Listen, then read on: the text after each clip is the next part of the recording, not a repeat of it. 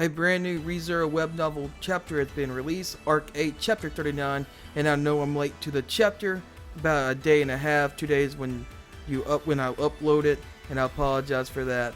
And this is a summary of the chapter, and the chapter is called Laughing Off the Pendulum. So let's get into the chapter. So the chapter starts that we get another explanation around the stargazers, and that Rowan was the only exception because the ambition he was given was something he already aimed for.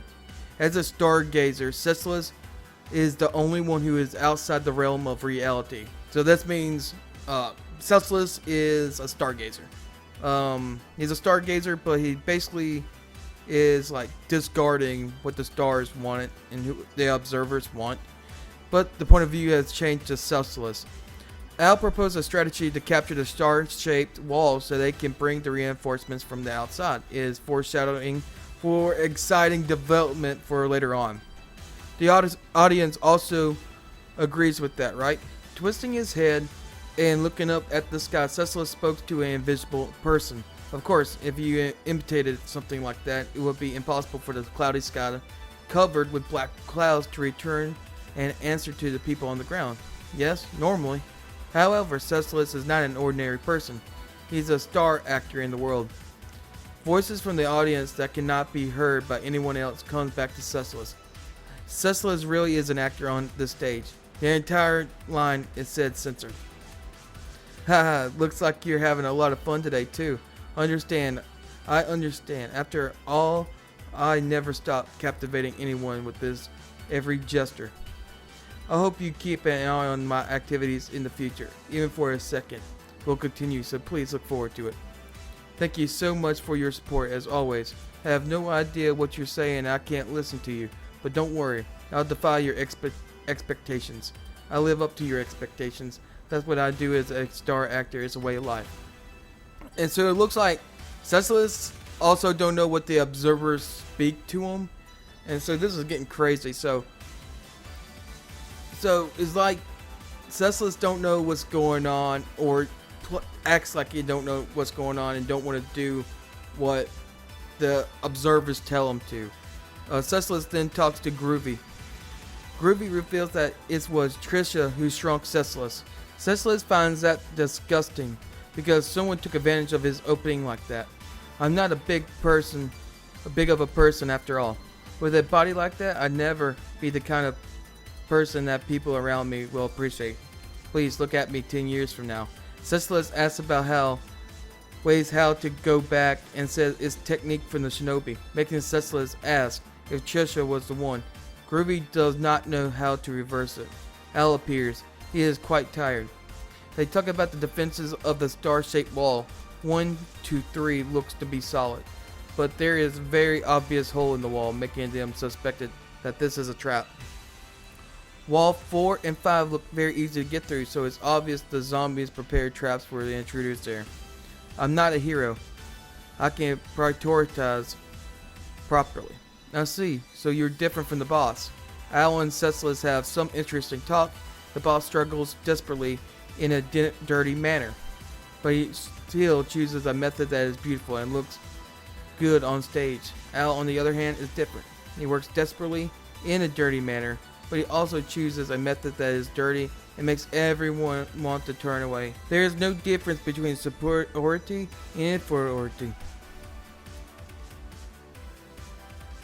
No, that's the difference between you and the boss. Celicus really does have a good observation skills. It seems like their plan is for them to assault one wall and take it over. Alan Groovy does not want to fight Balleroy. He is too strong. Unfortunately, the audience interest is limited. I'm not saying that they are supporting actors who give great performances that rise the quality of the entire stage, but whether they need it is another story, they said. Celicus is riding on Al's back and Groovy is clinging on his abdomen. They are switching. They are hiding under cloak. The leather Groovy has prevents people from drawing attention, so they use it to sneak around. Groovy made it itself. So this is mysterious cloak. Is also a type of magic tool. No, this is a werewolf skin. Werewolves are rare. I know they exist, but I've never seen one. They're the one who hard to find in the first place. The whole race, like the Earth Dragons and the Yuhals of Holy Kingdom, has divine protection. If you skin them while they're still alive, the divine protection remains in the skin. The deception is the infection use of these shitty guys who are good at killing. Kumo Agir, no blessing. Oh well. You know how to call it that old-fashioned name again, right? Blessing of deception and revenge is more common. Talking about damn werewolves isn't common in the first place. Werewolves possess blessing of deception. Suddenly, Celicus got another message, and Grey Thorn pierced through Celicus' chest. It seems like the King of Thorns prepared a discriminate area of attack and pierced all three of their chests. The world doesn't accept that I'm sneaking around after all. Now, a new hardship has arrived. Let's overcome it with all our might. That was the sound of joy that a laughing Toga let out just before the intense pain gripped his heart, and the chapter ends there. So there's a bunch of information. Amazing chapter. It looks like the Thorn King successfully found the stealthy trio and actually killed him and cursed him. So that's very interesting. Also, we found out that Celicus is also a stargazer, just like Rowan. But he completely ignores the observers. But he also knows the observers. And we finally got information that who shrunk Celicus. We all think it's Obart, but it's actually Krisha Gold. Maybe he did use Obart since he's a shinobi. Maybe Krisha Gold was like, hey, turn Celicus into a child. So that's basically what happened here. Celicus not happy about that, thinks it's disgusting. But also, I think that's let me know in the comments, I think Stride Valakia is actually a stargazer too, but he just ignores it like Celicus, because he knows about the observers. Anybody that's a stargazer knows about the observers. They basically a stargazer or have somebody that is a stargazer beside him.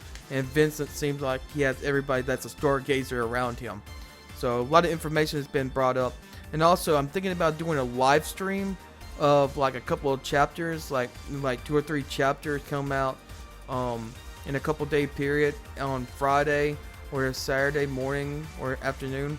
We gather all of the last couple of chapters, like the last 3 or 4, maybe 5, and we talk about them and review them and have like theories and stuff like that. So let me know in the comments down below, but I'll see you in the next video.